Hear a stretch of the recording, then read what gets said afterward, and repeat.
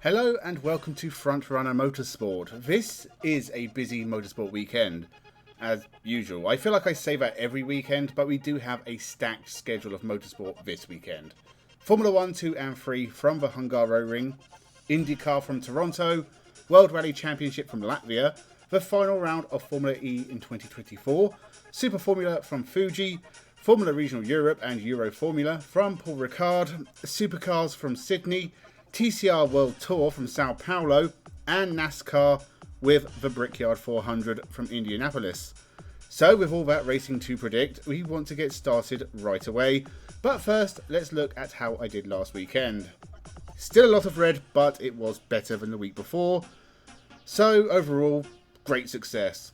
Enough delaying, make sure you subscribe and tell me your predictions in the comments, and let's jump into the video. I normally start with Formula 1, but as the series is about to come to an end and a champion will be crowned in London, let's do Formula E first. It has been a topsy-turvy season. Pascal Wehrlein started it like a scolded rat. Then Nick Cassidy looked like he was going to cruise to the championship with a few races to spare. Portland was a complete disaster for the Kiwi, and now we have 7 drivers who can mathematically win the 2024 Formula E Championship. Nick Cassidy has to be the favourite. He still has a 12-point lead over his teammate, and Pascal Wehrlein, who are tied in second place. Antonio Felix da Costa has won 4 of the last 5 races, but it's a shame his year started so poorly because that's title-winning form. He needs a win in race 1 to keep up with the top 3, as does a returning Oliver Rowland. Illness has severely damaged his chances, but he returns in London to do his best. Jean-Eric Vergne and Jake Dennis could still win, but they need other things to happen as well as really good results themselves. So 2 races in London, and the question is, can Nick Cassidy tie it up in race 1? Possibly, but I actively hope it goes to the final race. So I'm going to say a win for Maxi Günther in the Maserati, and the title fight being between the current top 3. And it is in this race that Nick Cassidy will lead home a Jaguar 1-2 and clinch the title, as well as the team's title for Jaguar. Mitch Evans will go close but just miss out, and Wehrlein will also be within 10 points. Overtaking at the XL London track is not easy, and qualifying is going to be hugely important. Any title contender having a bad qualifying session may lose the championship before the racing even begins. It's been an exciting 2024, and Formula E, as always, keeps us guessing right to the very end. Okay, now we will move on to Formula 1. At the Hungaroring for the 40th Hungarian Grand Prix in its long history, there has been a Hungarian Grand Prix every year since 1986, and the key feature of this track is overtaking is very difficult. This will most likely be a very dull race, and of all the European tracks I wish would disappear, the Hungaroring is top. This track has been on the calendar for the last 39 years, and yet no space for the Nürburgring or Hockenheim or Brno or anywhere else. Mercedes are looking to make it 3 in a row for the first time since 2021, and they won't do it. Max Verstappen win ahead of both McLarens, with a mix of Mercedes and Ferraris behind, ahead of Alpine, Aston Martin, Haas, and RB Stake & Williams bringing up the rear. No retirements, about 5 overtakes max. I'll be doing a lot of moaning come Sunday. I'm actually far more interested in Formula 2 this weekend. These guys can be exciting on any track. Isaac Hadjar took the lead from Paul Aron after Silverstone, whilst Zay Maloney closed up a little bit as well. But one driver on the outside of the title fight is Gabriel Bortoleto. He's had some good results, and another good weekend will keep him in contention. I think the Brazilian will win the sprint race, and then Paul Aron will win the feature, his first in Formula 2, and it will give him back the lead in the championship. Isaac Hadjar will have an okay weekend stuck in the midfield, whilst Maloney and Colapinto will be scrambling to pick up something from the weekend. Kramer, I think, will also have a very good weekend. They've been a bit hit and miss, but seeing as both drivers could be in Formula 1 next year, they should be deeply in impress mode. On to Formula 3, with only 6 races left in 2024, the championship contenders should be clear after we are done in Hungary. Right now, I think the top 7 are in with a shout, but that list will be shorter by the time we get to Spa. Noel Leon is not in championship contention, but last year's Euro Formula champion has been driving really well in 2024. I think he'll take his first win in the sprint race, and we will see Christian Mansell win the feature and push closer to the top of the standings. Prema will be the pace setters, but only Mini and Lindblad.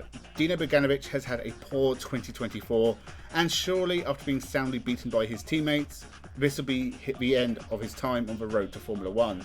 He must be done. He simply isn't good enough.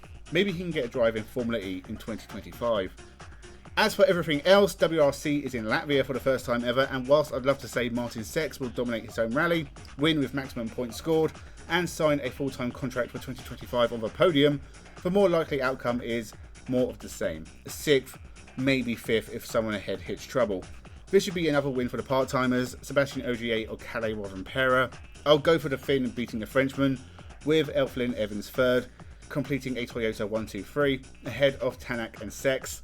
I don't think we'll see any major surprises in Latvia, but the championship will be close between Neuville, Tanak and Evans, with only a handful of events left.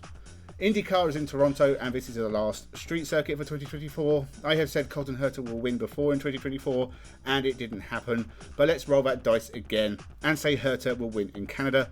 Scott McLaughlin will have another good race to keep his title hopes alive, whilst the likes of Dixon, Palau, Power, Newgarden and O'Ward will be scattered amongst the top 15. Roman Grosjean will have his best race of 2024 and get a podium, as will Alexander Rossi, ahead of McLaughlin and Malukas. NASCAR is at the famous Indianapolis track, and we will see a first win of 2024 for Ross Chastain, securing a place in the playoffs. Otherwise, this will be a pretty typical NASCAR oval race. Heading to Japan, hopefully we'll get to see Super Formula in action after Sugo was a complete washout. Tomoki Najiri is almost definitely capable of dominating the series, something that rarely happens in Japan. I will mirror my Sugo predictions and say Sho Suboi will win from Ayumu Iwasa and Tomoki Najiri, but Najiri will continue to score points at every race for the remainder of the year and win a 3rd Super Formula Championship in 4 years. Formula Regional Europe is at Paul Ricard, and we should see less crashes here as there is a lot of space for cars to go off, as they usually do in Freca. Shock first win of the year for Ugo Ugochukwu. James Walton did it last time out, so it is definitely Ugochukwu's turn, albeit he has been pretty poor in 2024. Noah Stromstead will win race 2, and Tuukka Tarppanen will beat Rafael Kamara in both races, closing the gap to the championship leader even more. Euroformula is also at Paul Ricard, and I'll take the easy route and say 3 Brad Benavides wins, as he all but secures the championship. Supercars from Sydney, Australia, the championship still looks like a 2-horse race, but those 2 horses were soundly beaten at Townsville. Brock Feeney just doesn't have the staying power of a Jamie Whincup or Shane van Gisbergen, so Will Brown will win race 1, and then Chaz Mostert will win the other. Finally, we have TCR World Tour from Sao Paulo, Brazil. The TCR South American runners won't even be in the same stratosphere as the World Tour cars. 2 first-time winners in 2024 at these races, Santiago Arusha and Mikel Azcona, have surprisingly not been on the top step yet. Both will end that winless run in Brazil. Jan Erlechet will close up to Norbert Mikulitz in the driver's standings. So they are my predictions for the forthcoming weekend. Let me know your predictions in the comments below. Do you think Nick Cassidy will win the Formula E Championship? Can Mercedes make it 3 in a row in Hungary? Make sure you subscribe to the channel. We will discuss all the action and my predictions next week, as well as a look back at my Formula E predictions. Thank you very much for watching, and have a good one.